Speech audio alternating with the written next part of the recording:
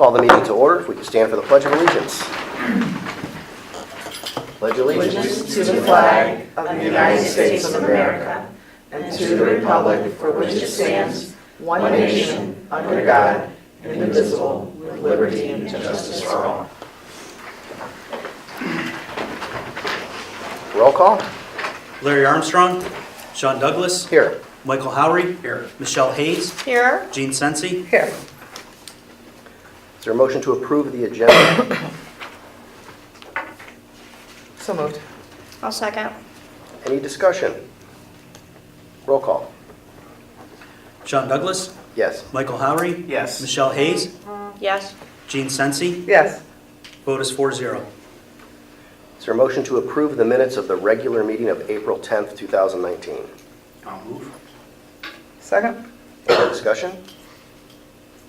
Roll call. Michael Howery, Yes. Michelle Hayes, Abstain. Gene Sensi, Yes. Sean Douglas. Yes. Vote is 3-0-1. Is there a motion to approve the minutes of the special meeting of April 29th, 2019? I'll move. I'll second. Any discussion? Roll call. Michelle Hayes, Yes. Gene Sensi, Yes. Sean Douglas, Yes. Michael Howery. Yes. Vote is 4-0. Board member reports. I attended senior awards last night. It was nice to see, I think Angela said 114 kids being honored out of the senior class for academic success. A lot of happy kids. Generosity from our community in all of those scholarship opportunities was really overwhelming. A little bit longer of a night than we normally have for different events, but it was a good problem to have because the reason it was so long was because the community had given out so many scholarships to well-deserving kids. So happy to spend extra time for that. And I think we're going to try and work out the total dollar amount of scholarships awarded last night so that we can share that in various places. But I think I've been doing this 17 years in this district, going to that senior awards banquet, and I am just impressed.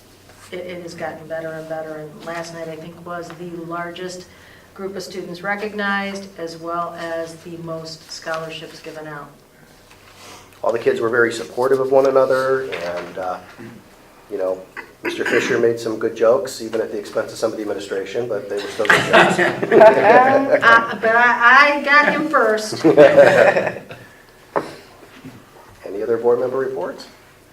All right, we'll open the first public participation portion for the evening. This is on agenda items only.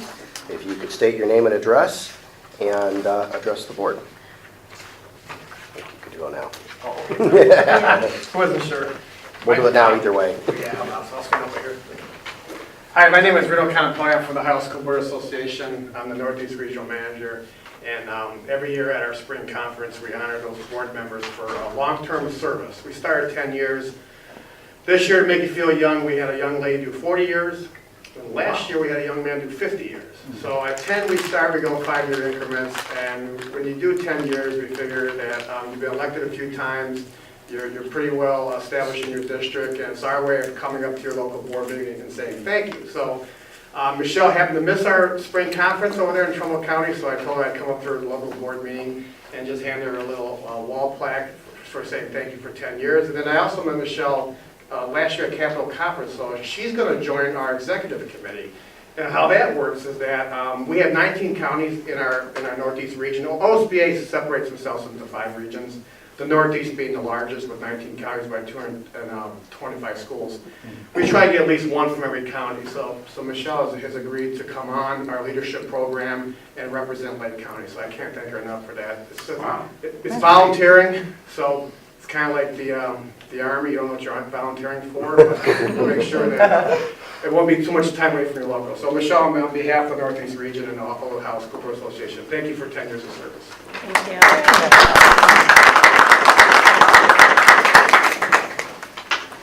Thanks again. Thank you. Thanks for coming. Yes, I appreciate it. This is a beautiful area of Ohio. She doesn't know what she's getting. Yeah, thanks for having me. And then this one little piece of paper on there is that I think I told some of you, we do our fundraiser with the Lake County captains every year. So if you guys want to come to the game, just email me and I'll send you some tickets. I'll meet you at the door that day on July 6th. 6th it is. So, yeah, all right. Thank you very much. Thank you. Thank you. Pizza, though. Thank you, Reno. Thank you for, Have a great night. thanks. Thank you, Michelle, for your years of service. I remember calling you and saying, hey, I heard there's a vacancy on the school board, and I'm kind of interested. What can you tell me? And you gave me the scoop. So, and here we are today. Yes. So I appreciate your many years of service and dedicated service to the board. Thank you. And I have to say, I remember when you were sworn in and Noelle was a baby, so, it has been a interesting journey as you have evolved through this process, but it's neat to watch your kids grow up too. The boys were in high school, I think, when you started. They were. And No, Brandon had just graduated, and he was so thankful that he had graduated by the time that happened. And Corey was wishing he had graduated as well. But And yes, then you had the two little ones. Yeah. I've got to watch them grow up, and it's been very nice thank you. and good to work with you. Thank you very much. Is there anyone else wishing to address the board? Seeing none, we'll move on to reports and recommendations of the treasurer. Thank you. I have several items to discuss tonight. Some are about agenda items, some are not. The first is not. That is a copy of a letter that I'm going to send to the Lake County Auditor. Our real estate tax settlement, which is the final settlement for each half of real estate tax collections, was very late this year.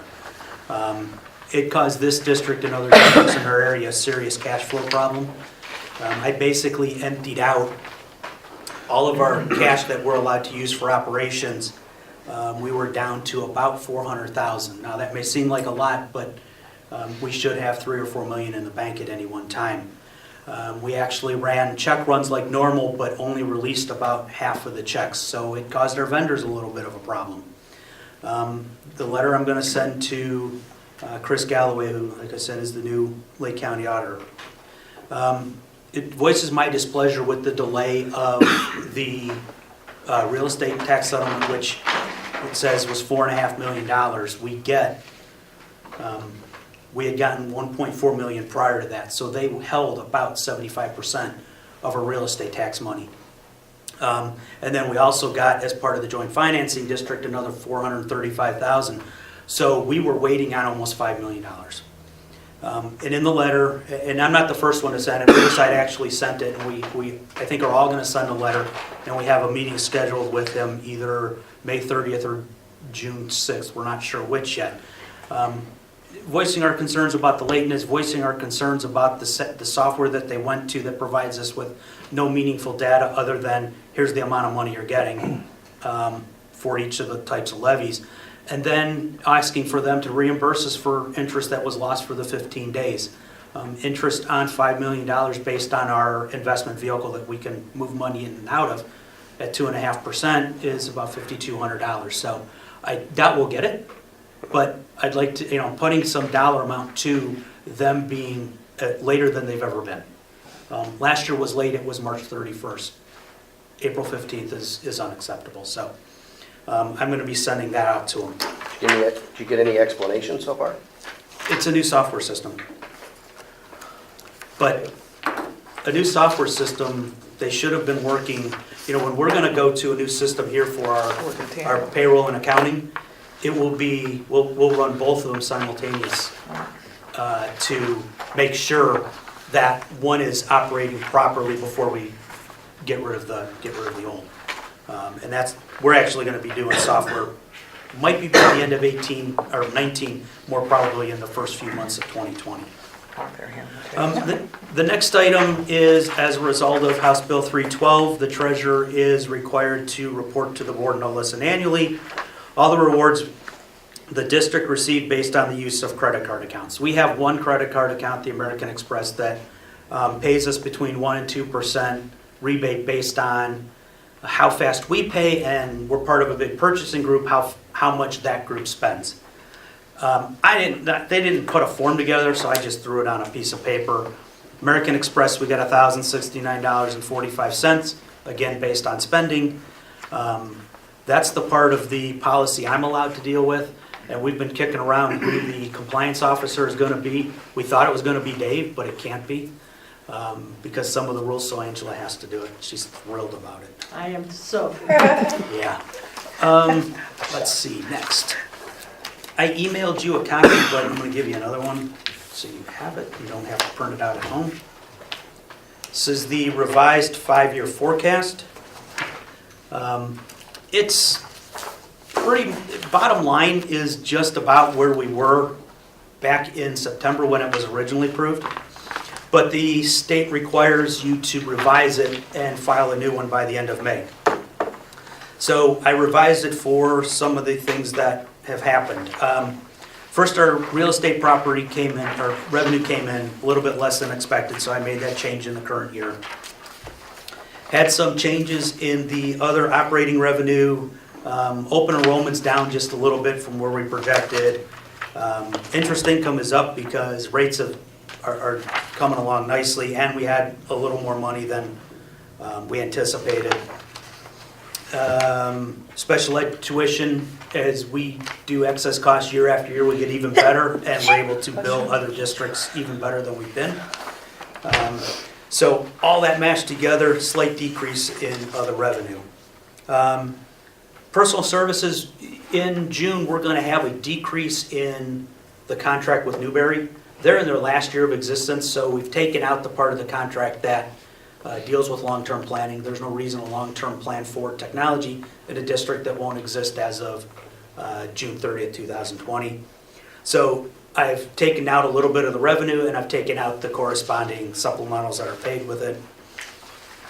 Employee retirement benefits, healthcare costs came in just a little less than we anticipated, and our workers' comp is less than we anticipated, and there's actually something I'll talk about in a few minutes about workers' comp that's going to help us even further. And then finally, purchase services, I decreased it for the LED lighting project that is on the agenda tonight. So I will submit this one to the state if it's approved tonight by the end of May. 2 items on the agenda: approval of Fund 572 School Quality Improvement. Angela and Dave talked about the new grant that we got, but the auditors like us to have the funds approved, even though I have a Fund 572. It's called something different, so I'm looking for approval of that tonight. There is a resolution to participate with Shakely. We finally have been able to get back into a group rating.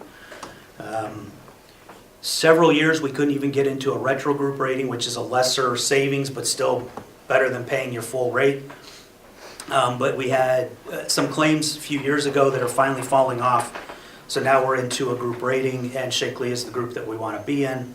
And that will save us about 34% on our workers' comp premiums. If we can keep that history of good experience going, we could get into an even better group rating. But right now, being in a group rating is, the group that we're in is as good as we're going to get. There is a resolution for property, fleet, and liability insurance, same company that we've dealt with the last 8 years. They did market it to a couple other entities. Liberty is the other big carrier for Ohio schools. They will not quote our insurance because they won't insure the bus fleet because we're privatized. They can't get their hands around, how are you letting somebody else drive your fleet? So they won't quote fleet insurance, so we can't take a quote from them. And Wright Insurance is the other one. They can't beat Sorsa. And then, let's see, the lighting project. That's the big thing I have on tonight. Part of it's under Angela for the purchase. Part is under mine for the financing. So again, this is going to be a project that will cost the district $600 and some thousand, but save us $92,000 a year in electric. And as I talked to one of the banks about, we had 7 people submit bids to finance the project.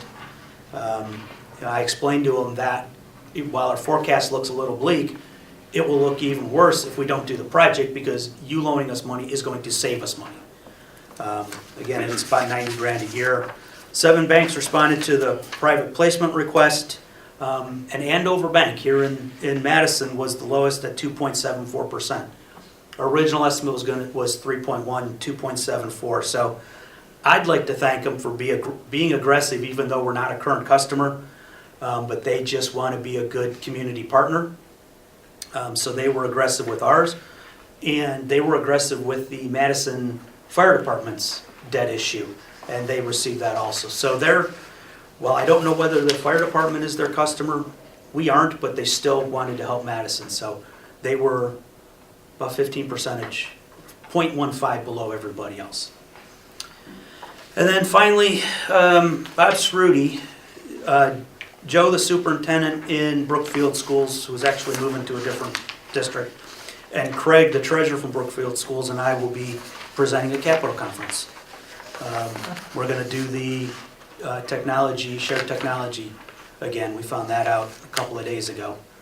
So we are on, I don't know, Monday the 11th at 10:30. So come and listen to the song and dance again.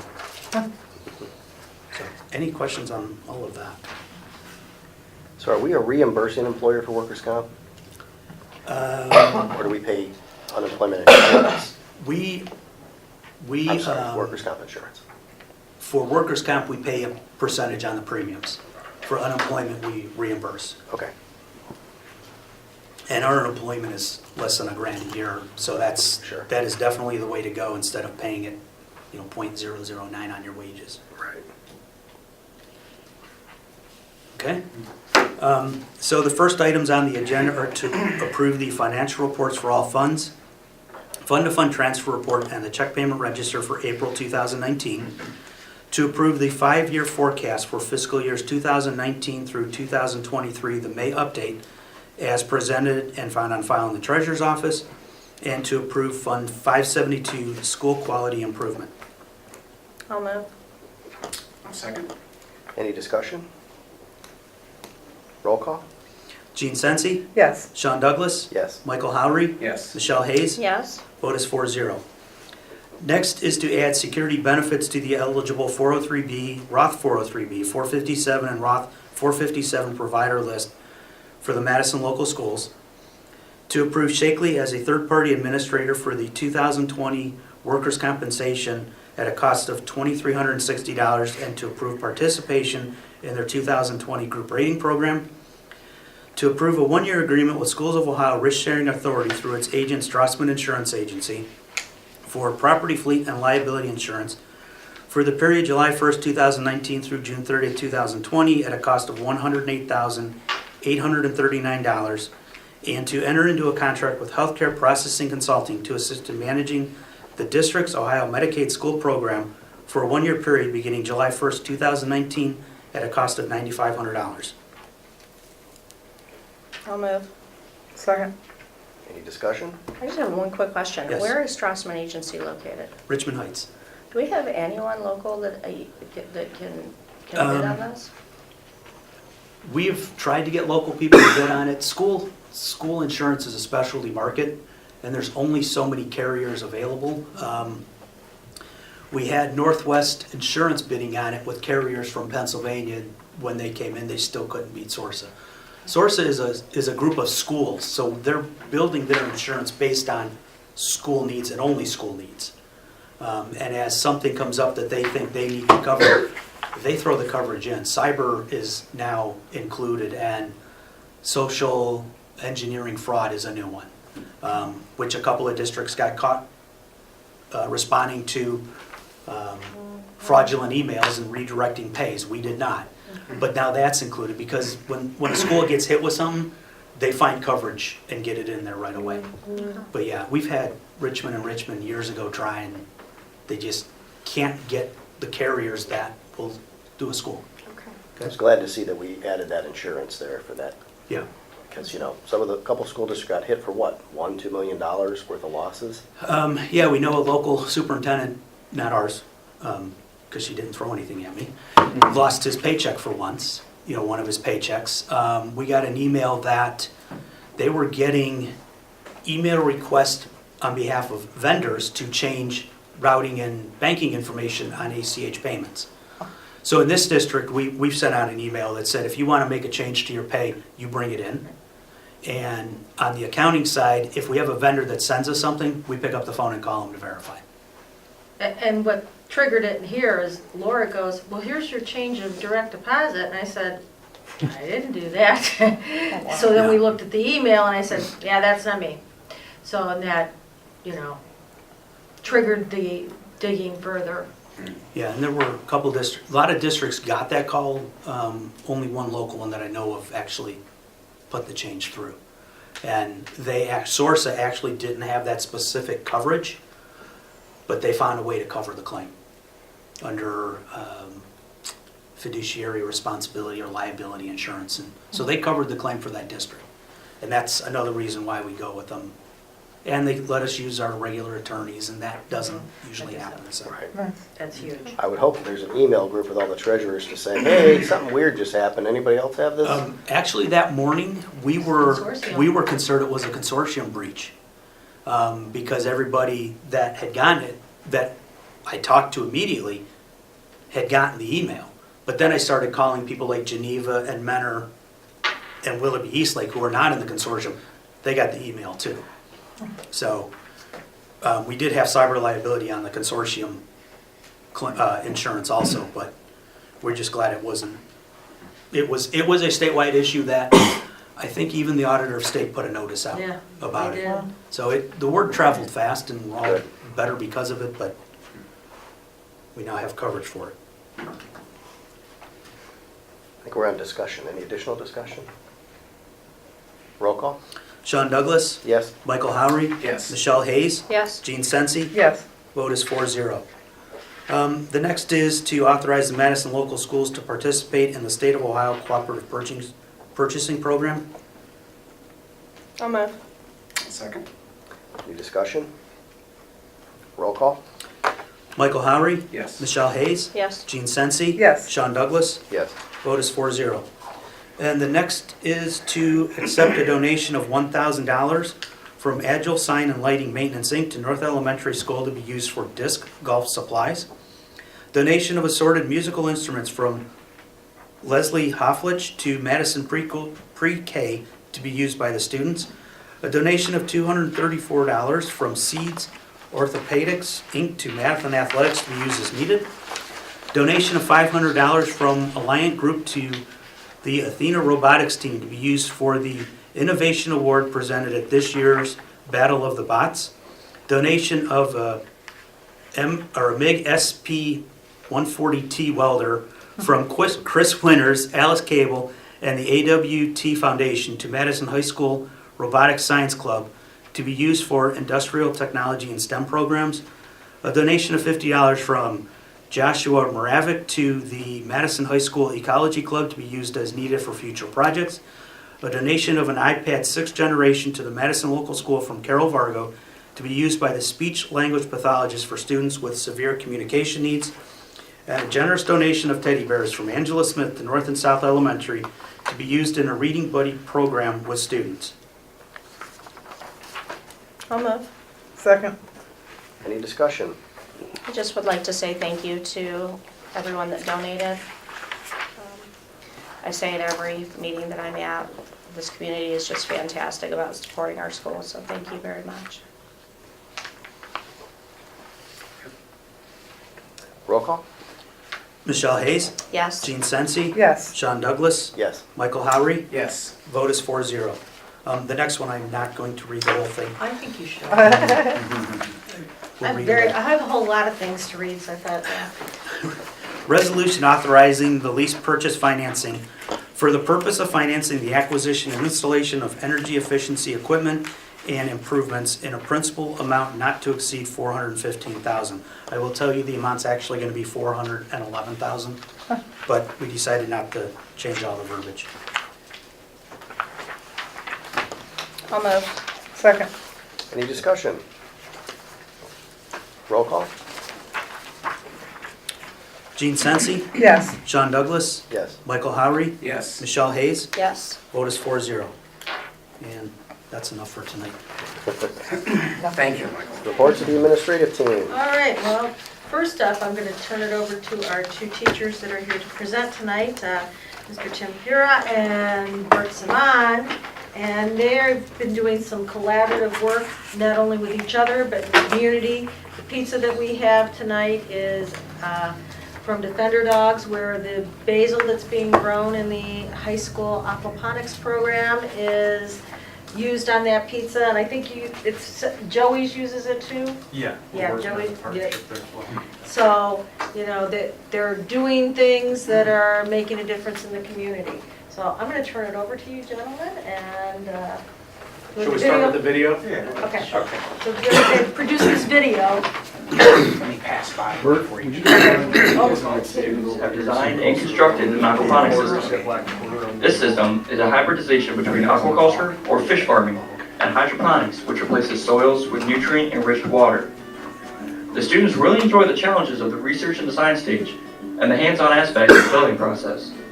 The final design was adopted through a class vote from a pool of group presentations. The diversity of skills needed to complete this project allowed every student an opportunity to shine in ways not typically supported in a traditional classroom.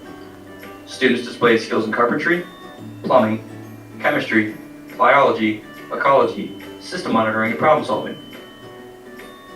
The sustainability of the system is informally studied by comparing the inputs of energy for the lighting, pumps, aeration, and fish food with the outputs of energy as measured by the biomass of the herbs and fish produced by the system. The system generally produces approximately 3/4 to 1 pound of basil per week and an average increase of 43 grams per fish every month. The students really enjoy the fact that the aquaponics system is a real-world application of sustainability and that they are doing science which has a real impact at their local community.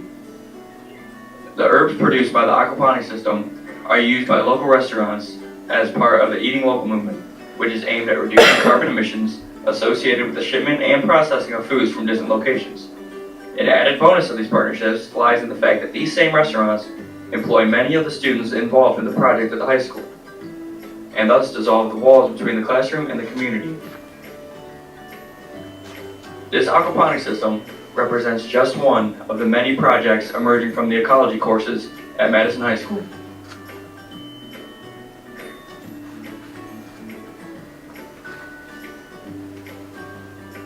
Should I go on to the maple syrup, or you guys want to talk? We can do both. Okay, sure. Okay, the next one is the maple syrup project. And their maple syrup won first place. Yeah, the Golden Delicate Hobby class at Joga Maple Festival.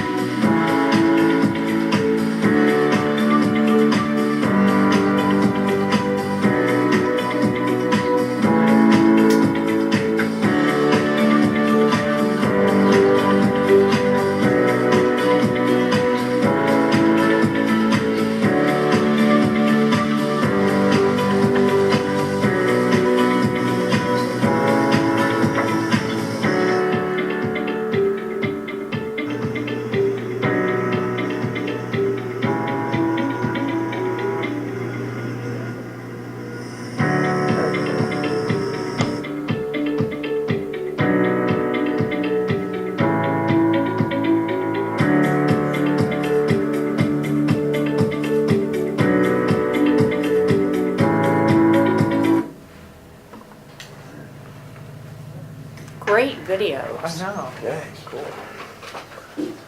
Over here. Yes. So this is from what we had earlier on. We had the technology meeting, and just kind of we culminated some of the projects that we talked about.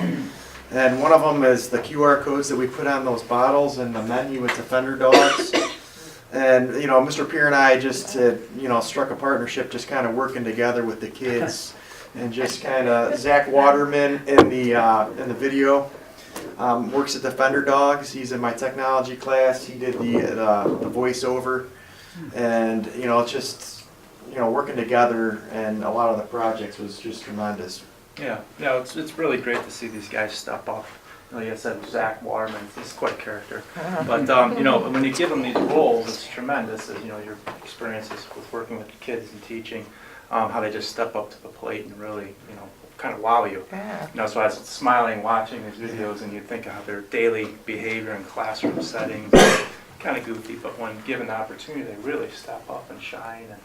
And it's nice to be in a district where you have these opportunities too afforded to us to kind of reach out into the community, and like you said, be supported by the library had supported us with the engraving the bottles, jumped right in.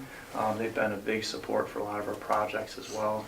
Engraving the QR codes on the plates, aluminum plates that we're using to label plants around our campus at the school, as well as next year's project will be the actual library now itself will be like a plant catalog.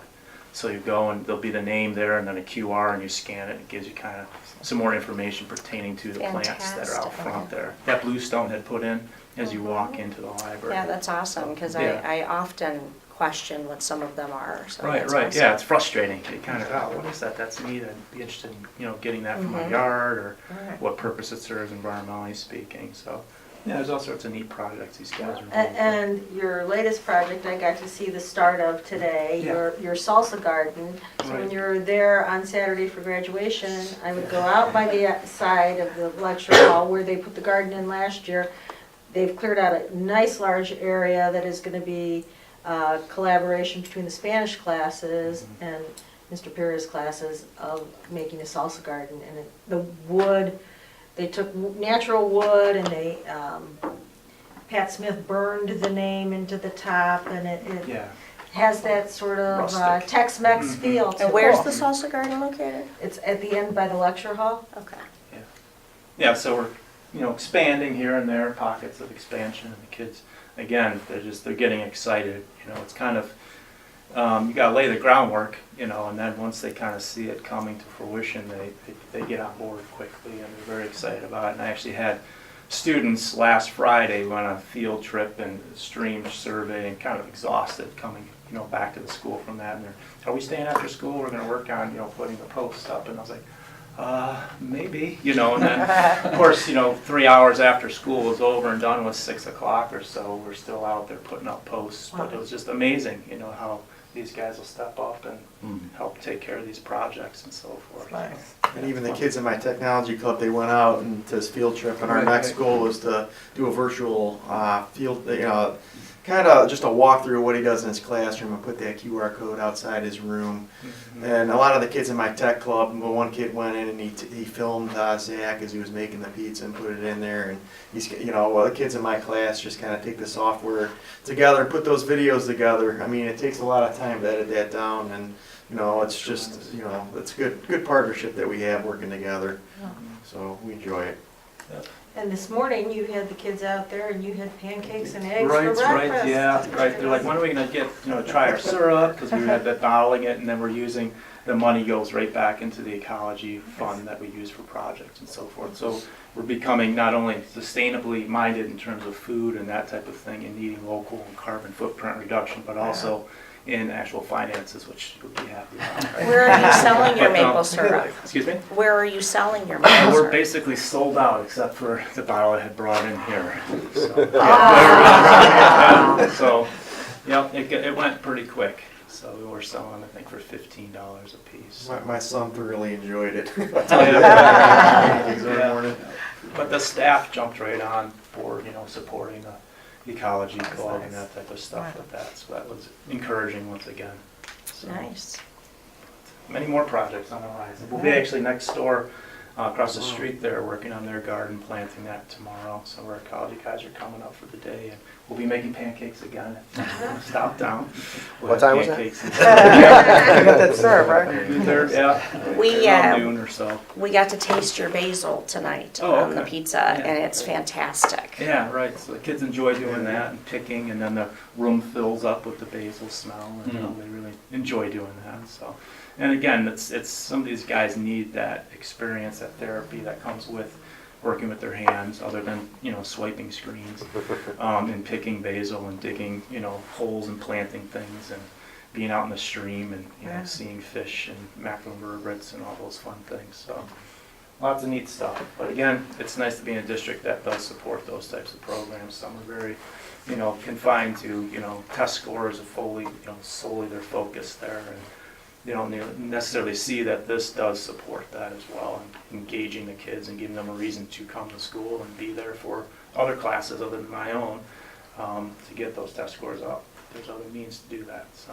And the support from the library is unbelievable too. I have a couple kids in my technology course. They, when we meet once a week, and then they'll meet on their own at the library, and the support over there, just even getting them internships or job opportunities, it's unbelievable. Yeah. So we can go to them anytime, and it's like the next day. Yeah, the turnaround time is Yeah. incredible. Yeah, we appreciate that. Sure. Nice. That's about it, so. Thank you very much. Thank Okay. you. Sure. Thank you. Yes, Thank you for appreciate it. sharing. Some videos.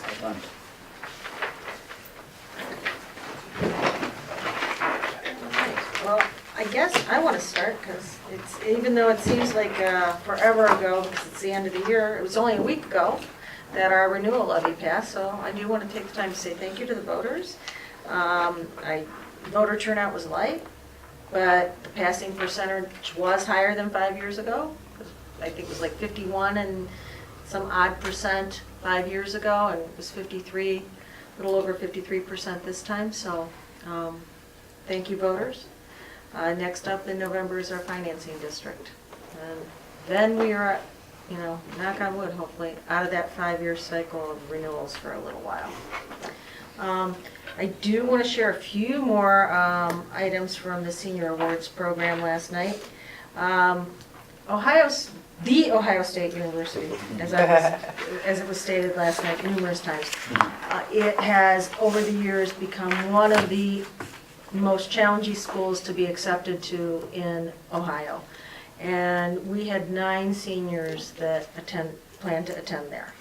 We do have 5 going to the University of Akron, 4 going to Kent, and 1 to Miami, and that's where Mr. Fisher was sort of, having a little fun with it last night. After I said there's 5 going, because I took a tally of all the different places the top 40 seniors were going.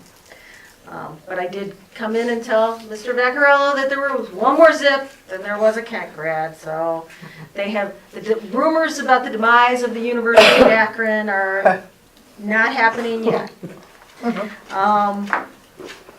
As we said, 114 seniors received their four-year award. And I think, like I said, we're working on that dollar amount of scholarships awarded, but the amount of smiles last night was just priceless. I mean, it just truly was a very positive, uplifting event. And as Sean said, the kids really support one another. They cheer for one another, each and every one of them. And it was really, I liked the part with the 40 seniors who have that 4-point or higher GPA, where they now have to tell us where they're going to college, and that's where Colin got to share his good news last night, that he has a full tuition ride to Cleveland State University. Nice. And that was a very proud Ohio moment. State. Cleveland State. Oh, it's Cleveland State. Yes, Cleveland State University. And so that was a proud moment for Sean last night. And I think the one moment, because we always get caught up on the college, is the one young man who's in that 4.0 group, and he goes, I'm not going to college. He's going into refrigeration and cooling, and, he has another plan, which is, one of the things next year we're bringing here is that manufacturing expo, and the need for people that want to go into those careers. And oh, by the way, a lot of those companies will pay for college if they find good employees. So they don't have to go the route of so many that, tuition and loans and paying back those loans. So, it was good to see that, and that everybody applauded him too, and actually cheered for that there's a different way to do it. Absolutely. Tonight on my agenda, I am looking, and so I thought we could use this part to discuss it a little bit, to do the delayed start at Madison Middle School and Madison High School. As you know, in the past, we do have the delayed start, but kids can still come in at the regular time. Well, we thought about all the reasons why this has been a challenge for us in the last 2 years, especially at the middle school, because most of the kids come to school. And it needs a lot more supervision and not as much collaboration time for the teachers. And with the intensive work we need to do as a result of our involvement with the state support team and providing that time for the professional development, we really felt that by delaying that bus run about a half hour, we'll give our teachers that concentrated time and get the kids there a little bit later and start them into the routine of school versus sitting in a cafeteria or a gym. And the reason I want to make that change now is so that we can start communicating it out next week before kids go home for the summer. And then we'll put it in our calendar, we will put it in the newspaper that the bus runs do so that they have the Tuesday morning bus schedule in that calendar, and we will communicate it in a variety of ways. And the first date for that then would be Tuesday, August 20th. And then there is one other change to the calendar that, again, this comes out of the state mandated, needs to do full-scale safety drills. The administrative team planned out several different scenarios at all levels of the district for October 8th. And while we need some students at the high school, it would not be a mandated school day. We'll look for Key Club, Student Council, some of our athletes probably to participate in the drills. Each building has a different scenario that has been approved with our safety consultant from Homeland Security, and we have to do it by the end of 2019. So that would be a change also that we will let people know that there would be no school for students. All other employees would report because all other employees, classified as well as teaching staff, will have to participate in those drills. Yeah, any questions? Is that every building has to have the drill? Every building has to have the drill. Now, we have a little more flexibility at central office as to when we do our drill, because we'll probably be out doing the other buildings' drills. But we've worked really closely with Ralph Caswell. He's taken the lead on every part of this and coordinated it with the administrators, because that happened, a lot of the planning for that happened while my mother was ill. So I said to the administrators, put it together. Yeah, nice. And they did a nice job. On Late Start Tuesday. So I have some parents who ask me, why do we do this? And so I explain curriculum adjustment and as well as collaboration with between the teachers and the staff.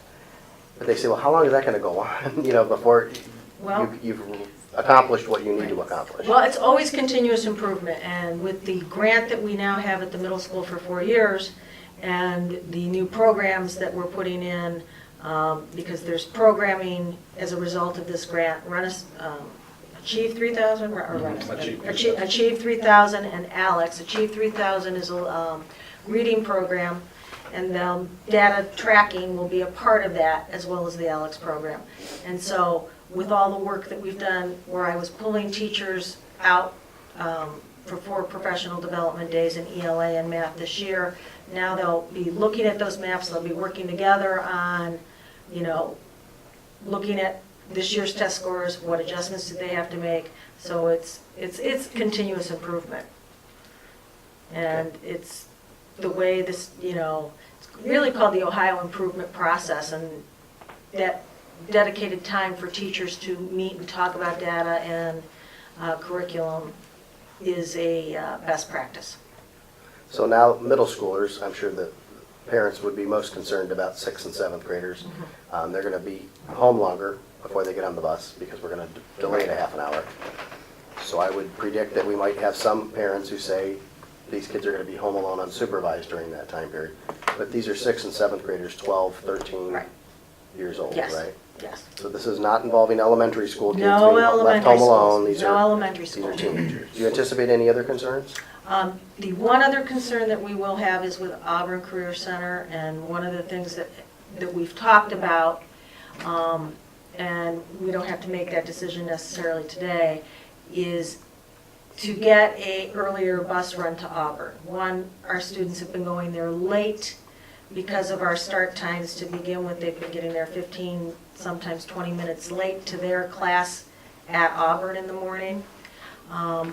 We have talked about possibly allowing, because I asked for numbers, there's about 25 students that ride the buses in. A lot of kids by junior year drive to school or drive with friends. And so they would just have to leave earlier for Auburn on the bus. But if we had 1 or 2 kids on a elementary run, but if they sat up front so that they can get to Auburn earlier, that makes a lot of sense. I don't see any other way to get them there earlier, even with the regular schedule. For late start, are we going to be allowing any kids in the building at the normal time, or are they just not going to be allowed to come in the I building? think there will be a certain amount, a time that we'll start allowing students into the building, but it wouldn't be as early as normal. Okay. What about, so I guess my question is, you know, we have a lot of out-of-district students. And obviously 6th, 7th, 8th, 9th graders can't drive themselves to school. So parents work, parents have normal schedules. And if we're not letting kids in the building, how are those kids getting to school? That is a question we can work on. I mean, we might be able to allow, because we do have aides that can supervise, and their work days don't change. So I can put aides for a handful of kids, but we're not gonna have the buses, the bus route will be delayed. Sure. And I think we can work it as the administrative team to resolve that issue. Okay. Yeah, it Because sounds like we the- would want the to deal aides, with that, right. otherwise our Right. open enrollment numbers might Right. decrease. And our aides, the aides are on duty, so they can supervise students.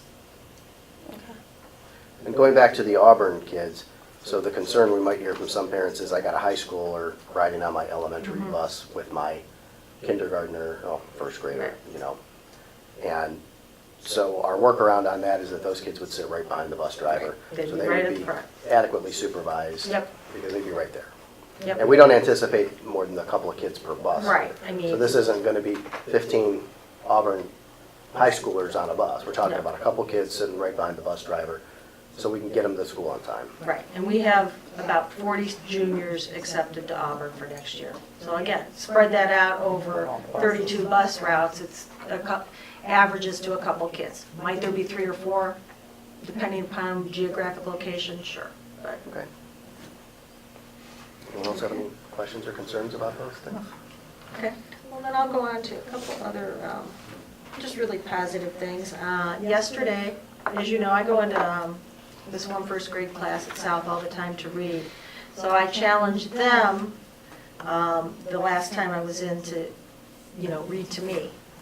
So every one of them read a part of the story to me. The popular story was Green Eggs and Ham, and after the second time I got smart, because he started from the beginning, I said, you know what, I'm going to have them pick up from where they left off, and we might get to the end of the story. But it was so fun to see the progress, because I know there's a lot of science in the teaching of reading, and Mrs. Bapty, who's gone through the Letters program, can talk about probably all the ways kids learn to read, but you know what, to me, it's still magic. There is magic involved when a child goes from barely being able to sound out a word to reading fluently. And there's nothing like it. To me, there is just nothing like it. As a parent, I always felt that way. As a grandparent with my granddaughter Layla, I've got to watch it. And with these little ones yesterday, it was priceless. And then, of course, they go, well, you're going to read to us now, aren't you? I couldn't get out of there without a story. So it was very special. And then the last thing I just wanted to talk about a little bit is, if you noticed, I did have a donation on there this time about a donation of teddy bears. My mother had quite a collection of teddy bears, and when we finished with her estate sale, I was like, what am I going to do with these leftover bears? And then it came to me. I thought it would be really cool to give each classroom in our elementary buildings a bear, and they will become that class's reading buddy. So kids can read to the bear, take pictures with the bear. If they want to sign the bear out, they can take the bear, home, name the bear, sort of have fun with the bear. And then I said, well, I've got to, bring in some sort of literature with it. And I found this wonderful book called Bears Make the Best Reading Buddies. And I'm working with a couple different groups to get a book donated for each class. And then the VFW Post 602, I think that's the number. They have in the past donated a significant about $4,000 for use in programming. And so one of the things I'd like to be able to do is bring this author then to our 2 elementary buildings so that they can interact with the author as a result. And I'm really excited to bring this program to the schools, and we're going to make some bookmarks, and we are going to dedicate it to the memory of my parents, Joseph and Phyllis Peapoy. So we're going to call it the Joseph Thank and you. Phyllis Peapoy Reading Project. I love Is that the board bear? I just picked a bear that I thought was cute out of my box of bears, and we can use a few more bears to round out our project. So if you have bears at home that you don't want to use, we will take donations. That's great. And then the sign, if you notice the picture over there, that was from my parents' house, and again, it was something I'm like, I can't throw it away. Where could I put it? I thought, put it by the flag, so it's got the pledge written out. So, that is my report.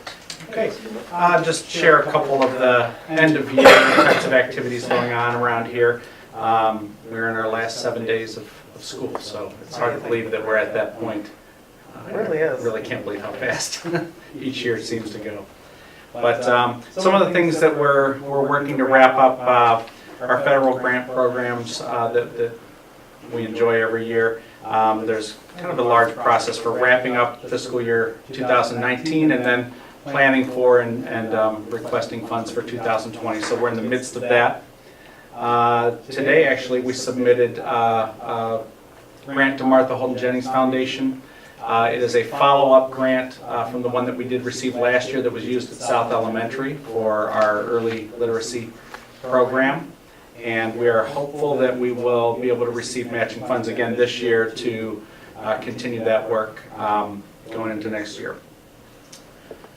We finalized student teaching placements. We always have a number of student teachers that come and get experiences throughout our district. I know that for next year we'll have students from Lake Erie College in a variety of placements from as low as kindergarten all the way up through high school. Here and there, we don't take in too many, but we have a handful, and they're getting a variety of experiences. Some are just a few hours in classrooms seeing how it goes, and all the way up to student teaching, which is intense, and you're actually taking over the classroom for part of the year. So. We also have are in the process of preparing for our summer programming, which this year includes a reading program for third grade students who may not be on track. And that goes from really the beginning of June through the first half of July, and they'll have another opportunity to take the state test in July. We have a camp for students who are learning the English language, our English as a second language group, and that camp runs the first week of June. And they have some really cool field trip experiences through that as well. And we have extended school year programming for some of our students with disabilities who qualify, and that runs the first 2 weeks of June and then the last 2 weeks of July, kind of an extension to this year and a little bit of a front loading for going into next year. So it's a busy time. It's a busy time right now as we end one year and prepare for another.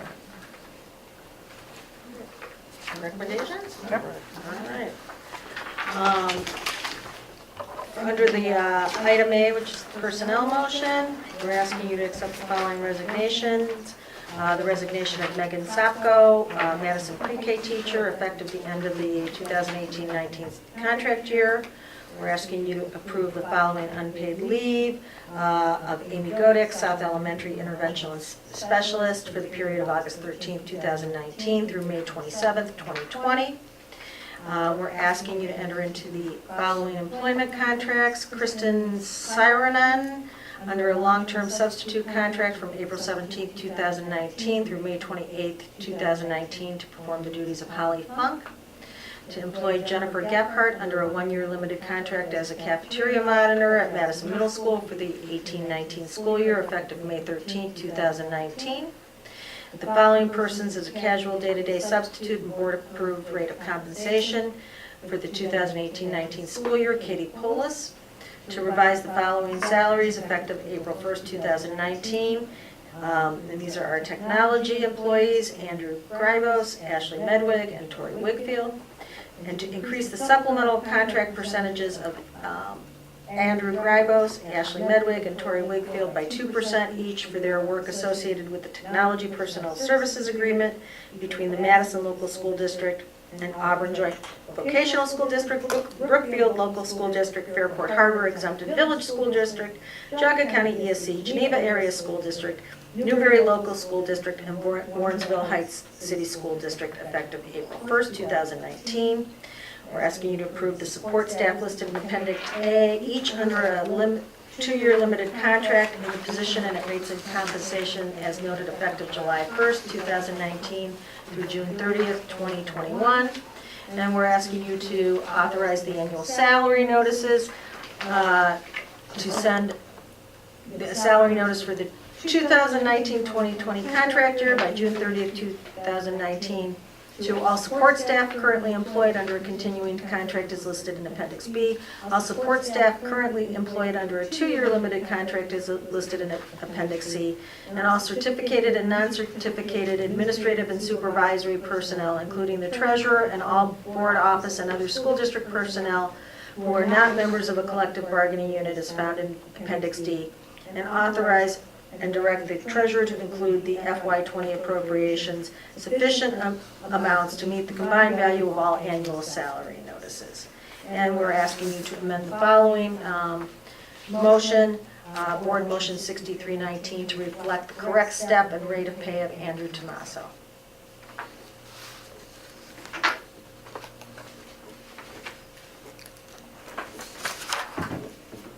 Motion?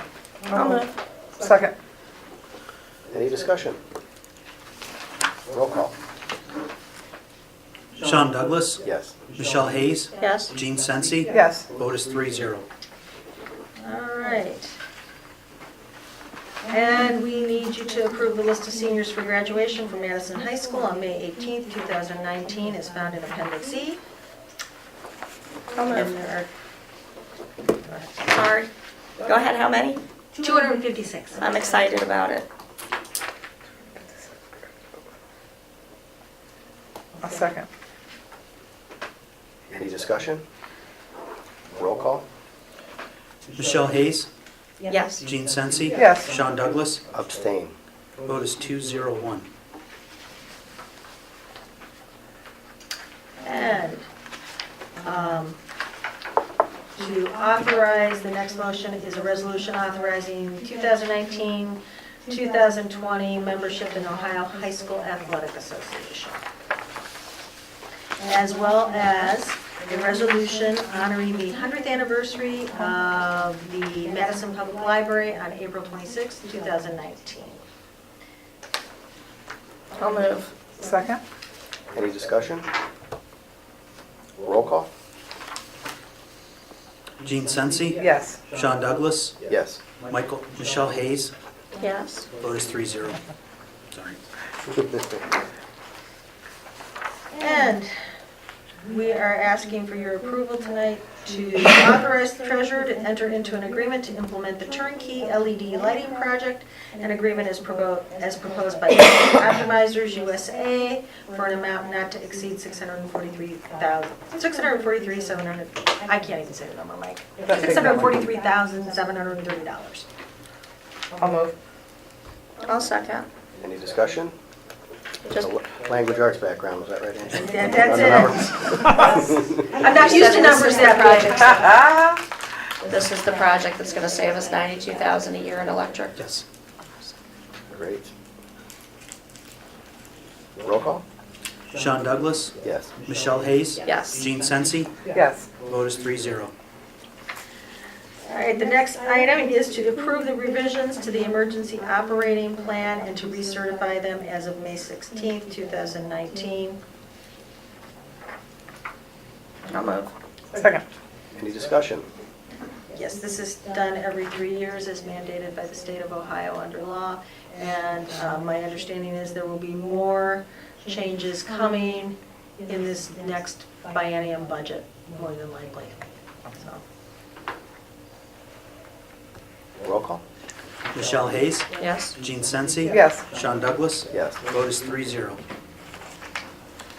all right, and then this is the motion we discussed during my report to amend the 2019-2020 school district calendar to reflect no school for students and a professional development day for staff on October 8th, 2019 due to mandatory full-scale emergency management tests.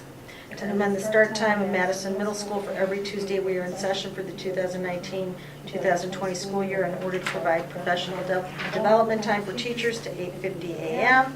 To amend the start time of Madison High School for every Tuesday we are in session for the 2019-2020 school year in order to provide professional development time for teachers to 8:45 a.m. I'll move. Second. Discussion? So this is gonna be, because like last year, it didn't start for like a week or two into school. This is gonna be right from the get-go? Well, it's the second week of school because we start school on a Wednesday. Okay.